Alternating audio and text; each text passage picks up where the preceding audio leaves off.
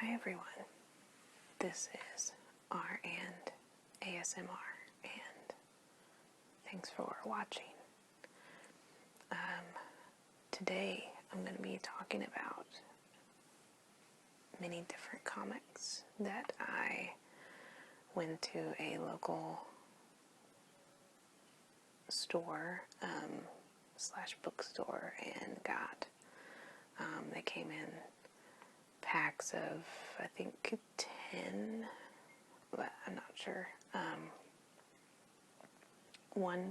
Two packs were solely DC comics, and one pack was a mixture with Marvel and other things like that. So I wanted to get into some of those while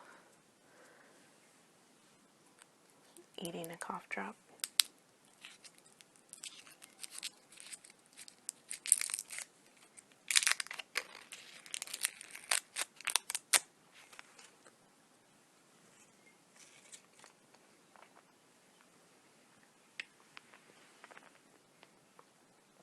I first want to say I hope that you all are doing well.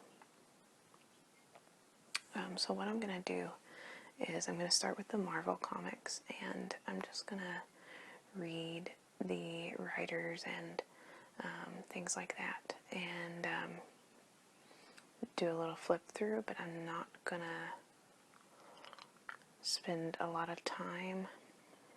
I'm not going to read any of them. In fact, I don't think I'm going to read any of these. I just don't have enough time, but I did want to show you what I picked up. And I was pretty pleased with what we got. So each pack was only $6, and with each comic ranging from $2 to $5. This many comics, I only spent $15 for or so for all of these. I think it's a pretty good deal. So we're going to go over some of these, and I'm going to start with the first one. Move these out of the way.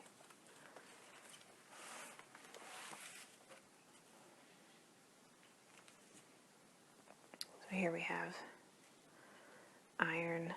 Metropolitan, Iron Man, Stark Works, Building the City of the Future Today. So this is number 18. Sorry, I don't have good lighting. Number 18. And this was put out for $3.99.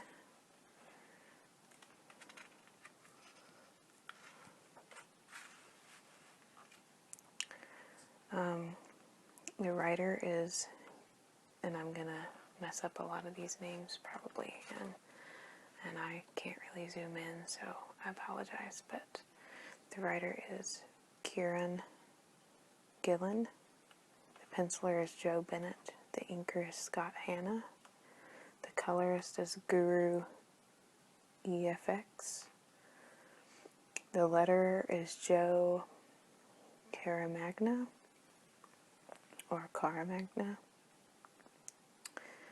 the cover is Paul Rivuk. The variant cover is Hajime Sarayama. The assistant editor is Emily Shaw.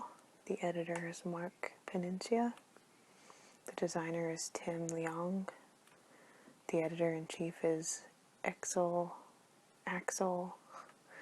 Alonso. The chief creative officer is Joe Quesada.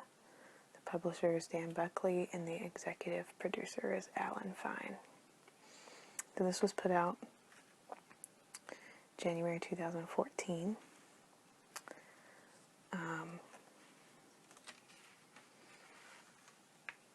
And I like Iron Man in the movies, but I am not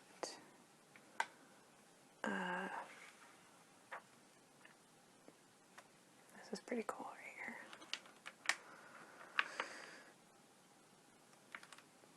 here. I'm not a fan of this Iron Man comic. I don't like how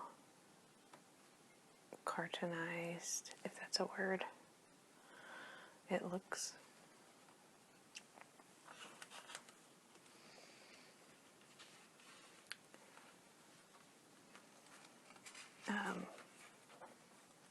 But like I said, this came in the mixture pack. And this kind of thing in a mixture pack, I think, is a pretty good deal. I'll put a link in the description telling where these mixture packs come from. And if I see that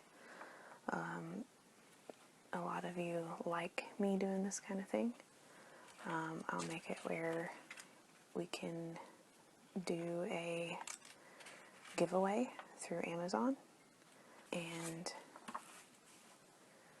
you guys can get, one of my favorites I'll put out for you to get through Amazon. Alright, so let's do our next one. X-Men Battle of the Atom. This is a number 1. This was put out for $3.99 US Marvel.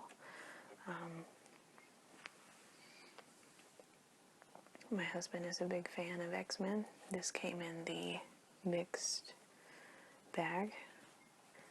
This came out in November 2013. Really cool. The writer is Brian Michael Bendis.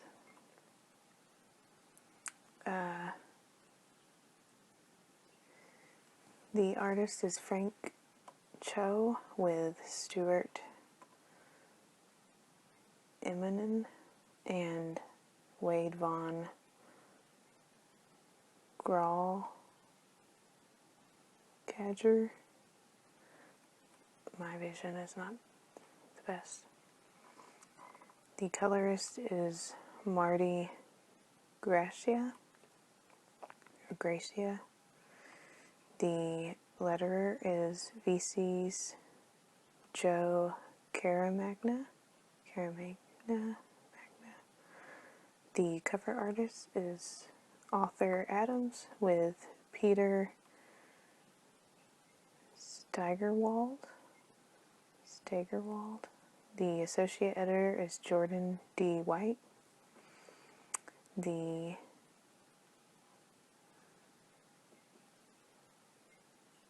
editor is Nick Lowe. The editor-in-chief is Axel Alonso. The chief creative officer is Joe Quesada.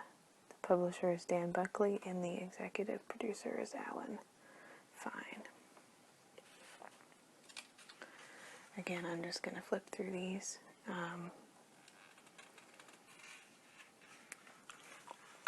I haven't actually read any of these Marvel ones, but I do plan to. I'm not a fan of this art either.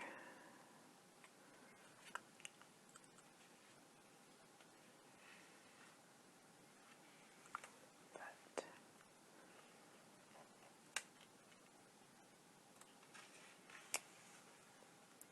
I like it better than the Iron Man one that we just looked at. So.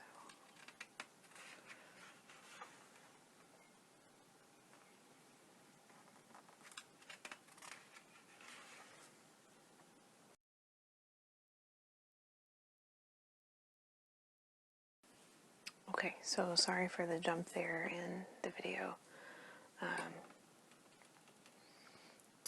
had something to take care of. So we have this DC comic, number 1.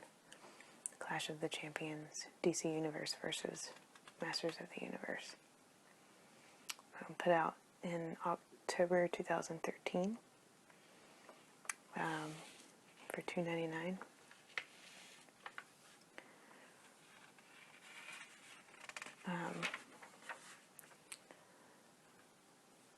The script is by Keith Griffin. The art is by Dexter Soy. The letters are by Darren Bennett. The covers are by Ed Beans and Randy Mayer. The editor is Michael McAllister. Special thanks to Mattel's Rob David, Gabriel, I don't know, Delator, and Lloyd Goldfine. Superman is created by Jerry Siegel and Joe Shuster by special arrangement with the Jerry Siegel family.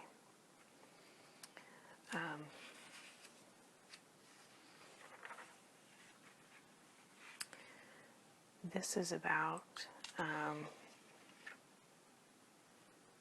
Skeletor after he barely escaped his last battle with He-Man. He has fled to an unexpected realm to recover, which is Earth. So once he gets there, he sets a plan in motion to siphon off Earth's core magic, forging an unlikely hunting party. He-Man and company go in search of Skeletor, finding themselves at odds with the heroes of the DC Universe. He-Man and the Masters of the Universe have to find a way to stop Skeletor and his new master, which apparently is a mysterious figure.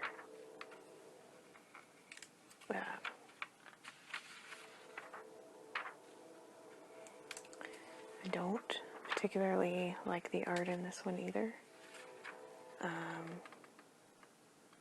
but it's okay. I can be picky sometimes.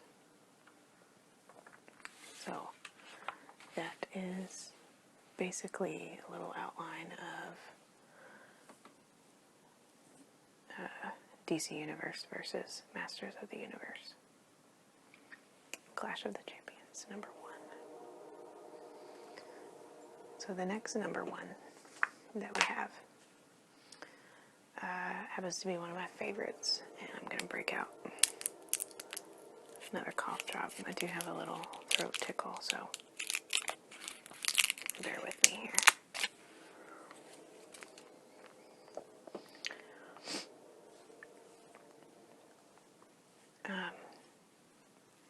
Here we go.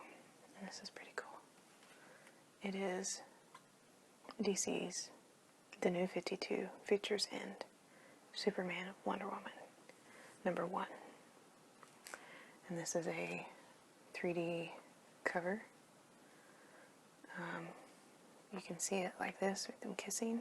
And if I turn it, Wonder Woman is punching Superman. So kissing, punching. Maybe it's better this way. Yeah. So I thought that was pretty cool.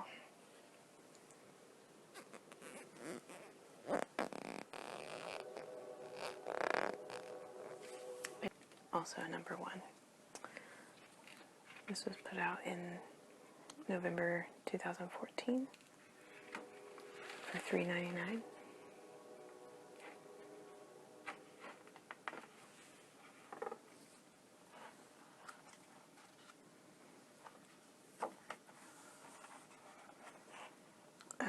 The story is by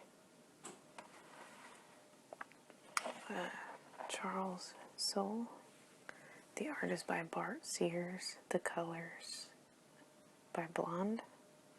Letters by Rob Lee, cover by Tom Rainey, with Pete Pentazes.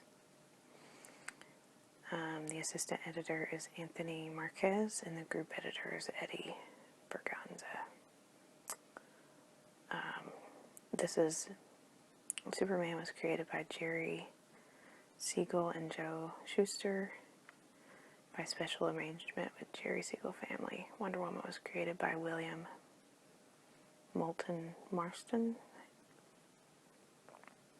And this is continued from Wonder Woman Future's End, number 1. So we have this really great story arc here. This is a 32-book series. It's basically about Wonder Woman thinking that Superman is someone who's disguised themselves as Superman, and she doesn't really like it, but it really is Superman.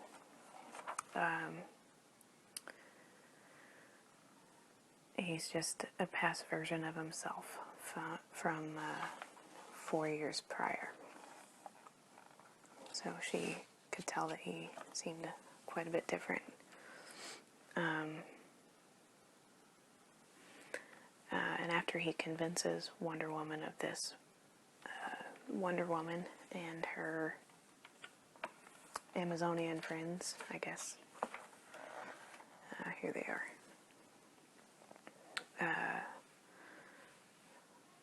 She has her Amazonian friends hold the evil god of war, Nemesis. She has them hold Nemesis off from battle so that she and Clark can go to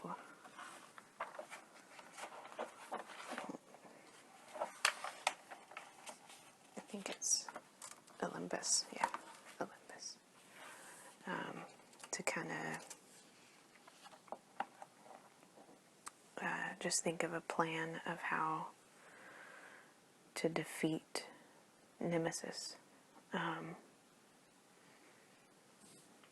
And they speak to Apollo, and Apollo lets them use the scribing pool to see how Wonder Woman's Amazonian friends are faring against Nemesis army, while she thinks of a plan to defeat Nemesis.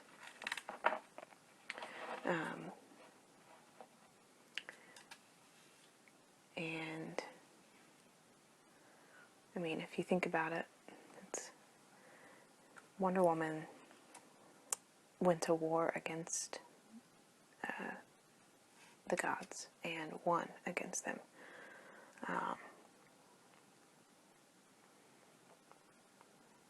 And now, she's getting help from them to win a battle. But anyway, she comes up with the plan, which is basically, here she is looking into the thing. Her plan is basically that in that war between the battle of the gods and Wonder Woman, the god of peace was killed, and basically the god of war, which is Nemesis, has been taking over everything, and that's why we have all these battles and things. And Wonder Woman realizes, well, we just don't have a god of peace, so that's what we need. So they go to the tomb of the god of peace, and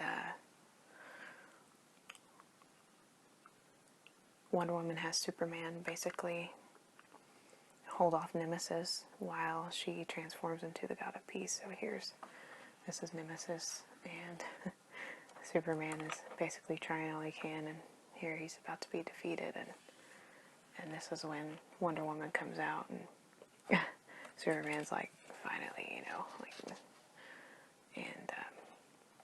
and here she comes out as the god of peace, which hopefully ultimately will defeat the god of war, Nemesis. So that's basically her plan. I think it's a really good story, and probably one of my favorites. So that is Futures in DC #1, Superman, Wonder Woman.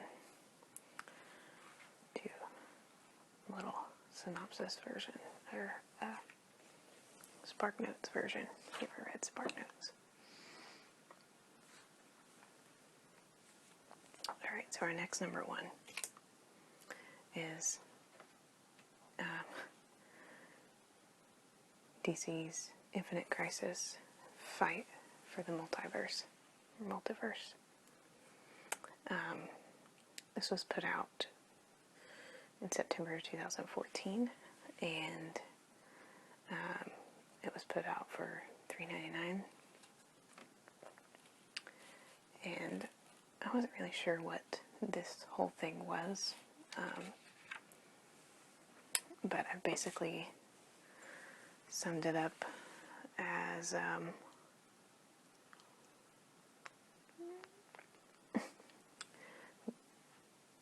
JLA, pretty much.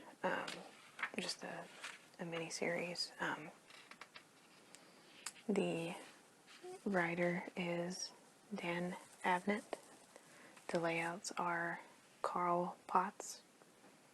The penciler is Larry Stroman. The inker is Trevor Scott. The colorist is Alejandro Sanchez Rodriguez. The letterer is Wes Abbott. The cover art is Gene Ha. The variant cover art is by Terry and Rachel Dodson.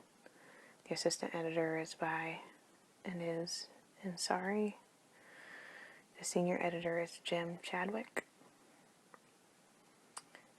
And this is based on the video game Infinite Crisis.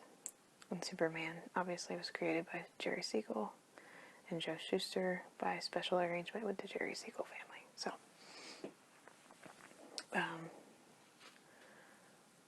yeah, this is basically, it's in an alternate Earth. And Atomic Two-Face has stolen the Eternal Key, which is an artifact that could give him the power to level a universe. So the heroes of every Earth in the universe have to come together to stop him. And that would consist of, like, I think Arcane, Green Lantern, Gaslight, Catwoman, Atomic, Wonder Woman, and Nightmare Robin. And those are only a few of the alternate versions of heroes and villains that will play a part in trying to stop Atomic Two-Face from taking over the multiverse. So,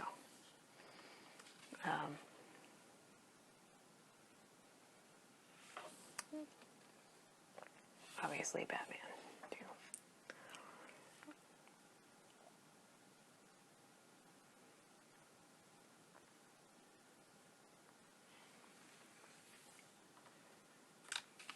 I think this might actually be like a double issue in one. I'm not sure.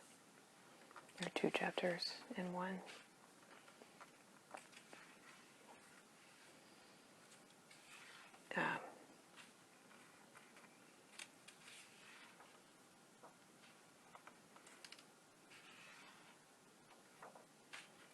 I like the art. It's pretty good.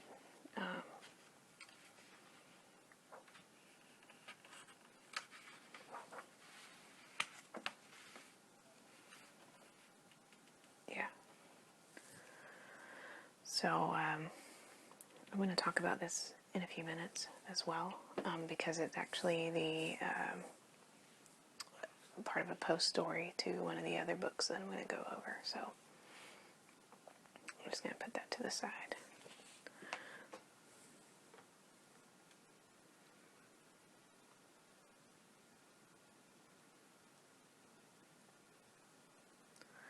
So I'm trying to figure out which one I want to do next.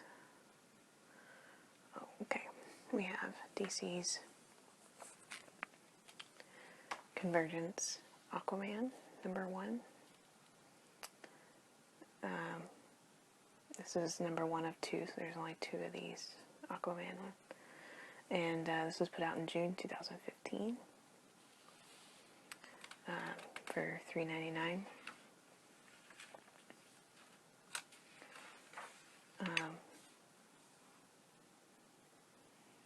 The writer is Tony Bedard. The artist is Cliff Richards. Colors John Roch. The letterer is Dave Sharp. The cover is Becky Kluman.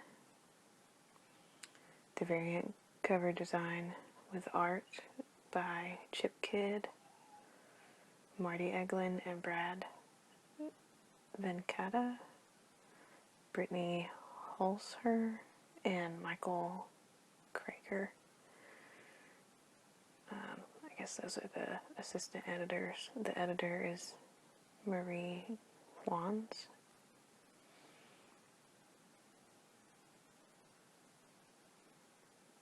And Aquaman is created by Paul Morris. So basically this is about, I think this is pretty, it's a good art, but I think it's colored pencil too much. But Aquaman has lost his home, he's lost his powers, and his hand. Obviously, we see here. But now he faces, in this comic, his most difficult challenge, which is a battle to finish with Deathblow.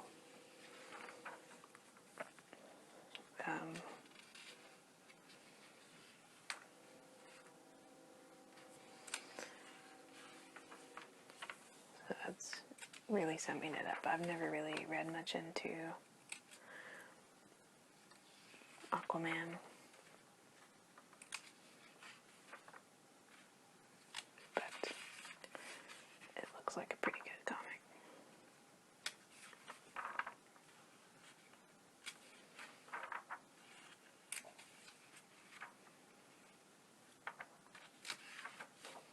So that's the other #1 that we have.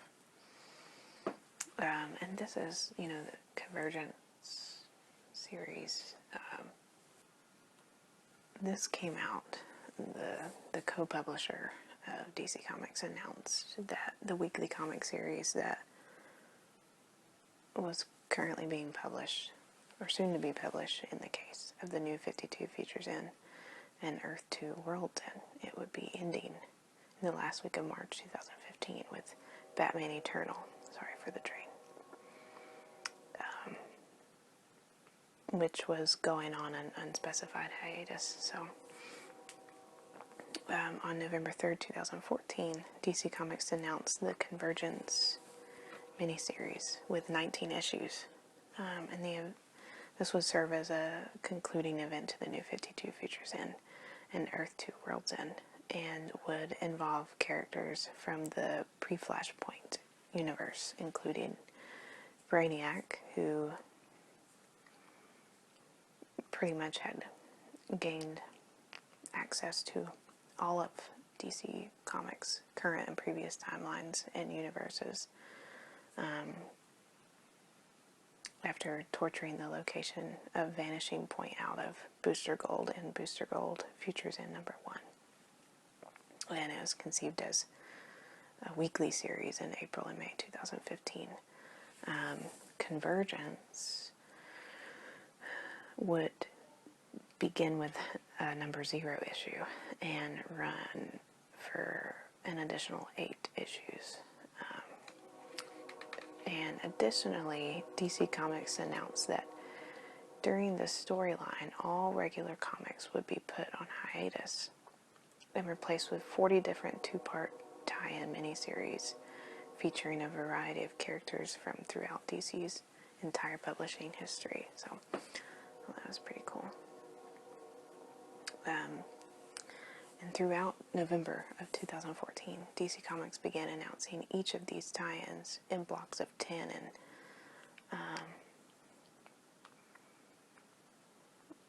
through various websites. And the list of these titles includes several creators, many of whom have a previous association with the pre-New 52 versions of characters. And each comic will involve different DC characters under Brainiac's domes being forced to contend with the invasion of multiverse characters such as those from pre-Flashpoint, 0 Hour, Tangent, and pre-Crisis on Infinite Earths timelines.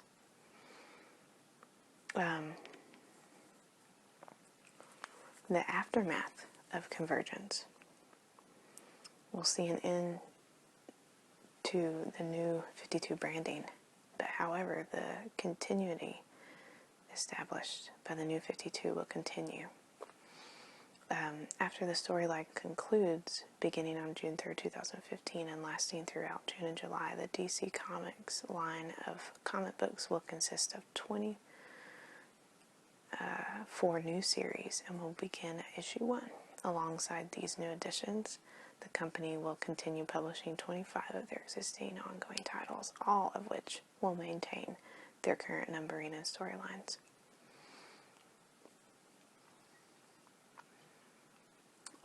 After the announcement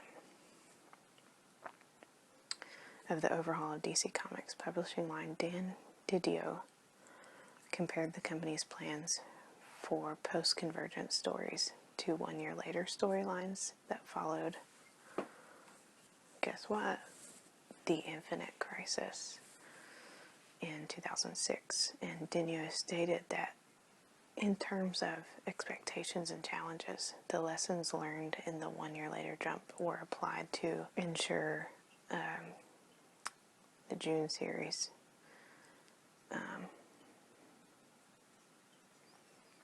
and he says that he hoped that they won't experience some of the same pitfalls. So, Convergence and Infinite Crisis, these were made one after the other. After one miniseries ended, the other began. That's that. The next one I want to go over is a new one that I thought was pretty cool, which I haven't seen, and it is G.I. Zombie #1. Star Spangled War Stories, featuring the pre-origin G.I. Zombie, the New 52. This was put out in September 2014 for $2.99, and I found it on sale online for almost $13, so I think that they're doing pretty good right now. The writers are Jimmy Palmiotti and Justin Gray. The artist and colorist is Scott Hampton. The letter is Rob Lee. The cover is Darwin Cook. The variant cover is Howard Porter. The assistant editor is Kyle Andrunkiewicz. The editor is Joe Cavallari. And the group editor is Matt Idelson. The art in this was a little bit computerized, I guess is the way you would put it. It was like they did it on a computer, like someone that's really good at doing that. I don't really know how to explain it. Or maybe they're just so good that it looks computerized. I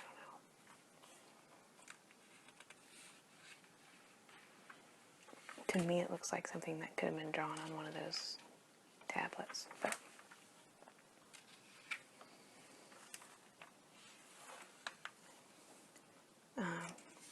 it looks interesting.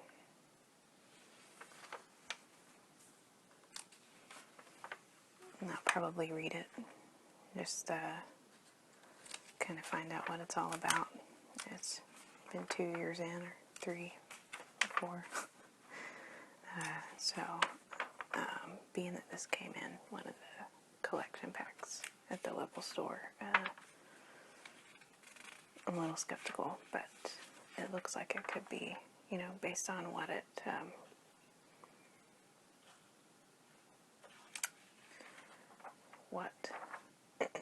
selling for.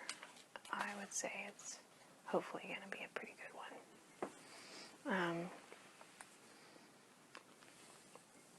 This is number 1, and it has 8 issues.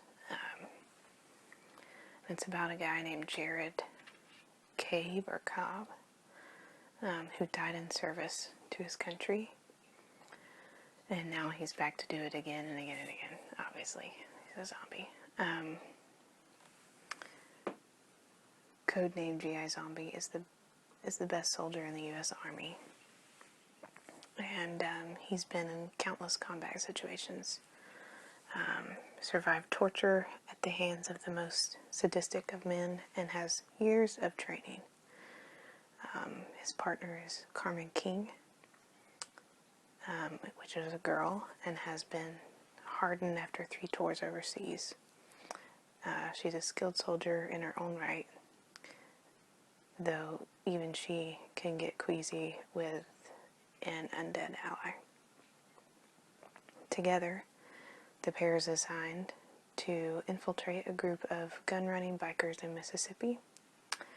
What they find is something far worse: a group of exceedingly well-connected anti-government radicals with a cache of chemical weapons, hell-bent on tearing down America so they can build her back up again. And when a missile carrying this biological agent lands in a small Tennessee town, Jared is faced with a new horror: that he might no longer be the only zombie around. So, sounds like a pretty good story to me. We'll have to see. Stay tuned.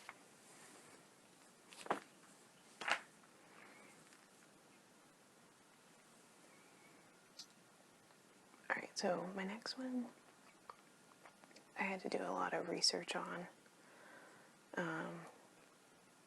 because I didn't really know much about it. So just bear with me, but if you don't know much about it either, I found out some pretty interesting things. So the next thing is number 1, DC Comics, Phantom Stranger. New 52 features in Trinity of Sin, the Phantom Stranger. This was put out in November 2014 for $3.99. Again, another 3D issue. So we have the Phantom, and he turns into a guy there. Phantom guy. Pretty cool.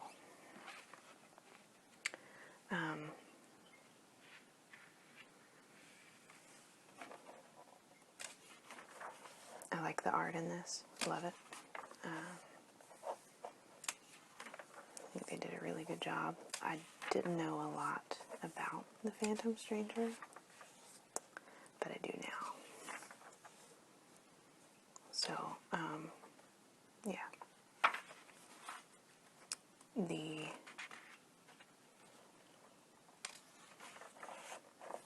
to find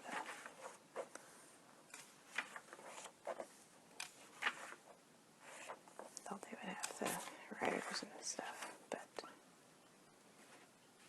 there are 23 issues in this series.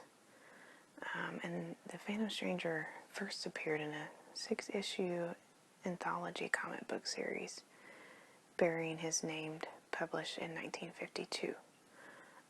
And it was created by John Broome and Carmine Infantino. The Phantom Stranger is better known for his role as a supernatural assistant to other heroes, such as the Justice League.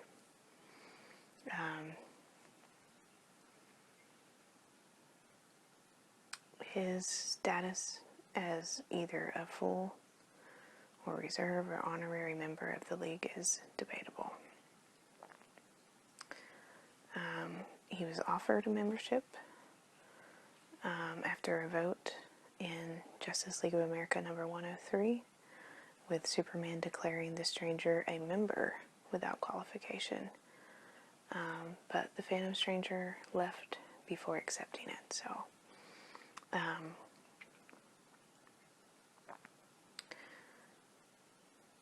he's been in,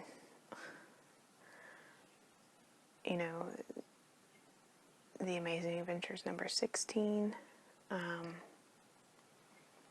The story continued in DC's Justice League of America number 103, and it was concluded in Thor number 207. They took a vote to bring him in with the readmission of Wonder Woman and during the crossover with the Avengers. But in many story accounts of League membership, they failed to include the Stranger.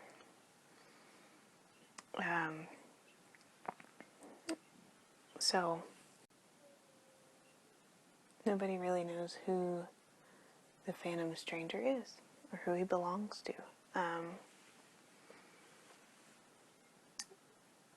He's all over the place.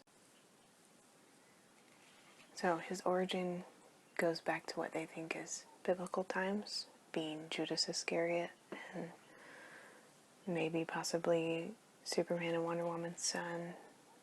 Nobody knows. So if you're interested in this, check it out. I think it's pretty cool that, he is a stranger and he keeps disappearing before he can be claimed. So then we have the rest of our DC comics, and these all came in the DC pack. So